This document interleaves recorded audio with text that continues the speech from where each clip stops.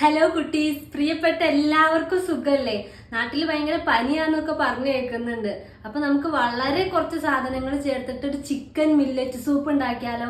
എങ്ങനെ ഉണ്ടാക്കുന്നതെന്ന് വേഗം നോക്കാം, വായോ. ഇത് ഉണ്ടാക്കാനേ വളരെ കുറച്ച് സാധനങ്ങൾ മതി കേട്ടോ. ചിക്കൻ വാങ്ങുമ്പോൾ ഒരു 4 കഷ്ണം മാറ്റി വെക്കുക. ഒരു 3/4 ലിറ്റർ വെള്ളത്തിലേക്ക് ആ കഷ്ണങ്ങളും ഒരു സവാളയും 5 അല്ലി വെളുത്തുള്ളിയും ചെറിയ കഷ്ണം ഇഞ്ചിയും ചതച്ചത് ചേർക്കണേ.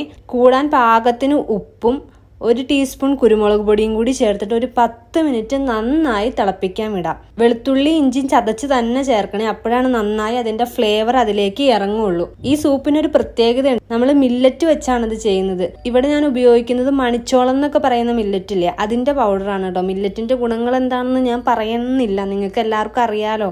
ഗ്ലൂട്ടിൻ ഫ്രീ ആണ്, എക്സെട്ര എക്സെട്ര എക്സെട്ര. ഇനി ഞാൻ പറഞ്ഞ് ബോറടിപ്പിക്കുന്നില്ല കേട്ടോ. അത് അവിടെ ഇരുന്ന് 10 മിനിറ്റ് തിളയ്ക്കുമ്പോഴേക്കും അതിലേക്ക് ചേർക്കാനായിട്ട് ഒരു പകുതി ക്യാരറ്റും 4 ബീൻസും കൂടി നന്നായി ചെറുതായിട്ട് അരിഞ്ഞെടുക്കണേ.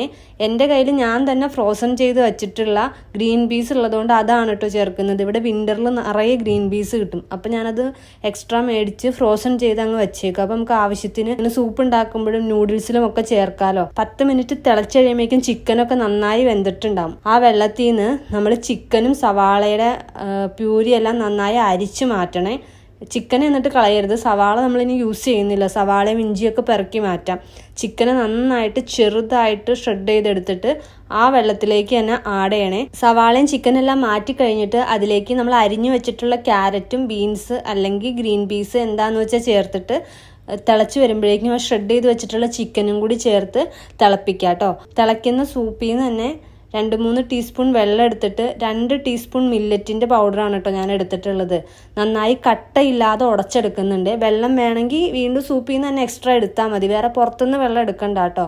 ശേഷം അത് സൂപ്പിലേക്ക് ഒഴിച്ചിട്ട് കട്ട വരാതെ ഇളക്കി കൊടുക്കണേ.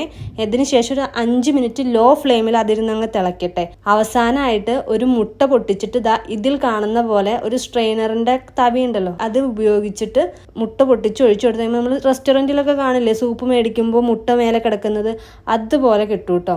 മില്ലറ്റിന്റെ റൊട്ടിയും ചിക്കനും കഴിക്കുന്നവർക്ക് അറിയാം എത്ര ടേസ്റ്റ് ആണെന്ന്. അപ്പം അതുപോലെ തന്നെയാണ് ഈ സൂപ്പിന്റെ ടേസ്റ്റ്, ഒട്ടും പുറകിലല്ല. എന്തായാലും ഒരു തവണ ട്രൈ ചെയ്ത് നോക്കണം കേട്ടോ. പനിയുള്ളവർക്കും ഇല്ലാത്തവർക്കും ഒക്കെ കഴിക്കാൻ, വിശപ്പും മാറും. പിന്നെ ചൂടോടെ തന്നെ കഴിക്കാൻ ശ്രദ്ധിക്കണേ. ഉപ്പ് കുറവാണെങ്കിൽ കഴിക്കുന്നതിന് മുമ്പ് അവരവരുടെ പാകത്തിന് ഉപ്പും എരിവിന് വേണമെങ്കിൽ പെപ്പർ പൗഡർ കൂടി ആഡ് ചെയ്ത് മിക്സ് ചെയ്തിട്ട് കഴിക്കാം കേട്ടോ. ചാനൽ ആദ്യമായിട്ട് കാണുന്നവർ എന്ത് ചെയ്യണം? സബ്സ്ക്രൈബ് ചെയ്യണേ.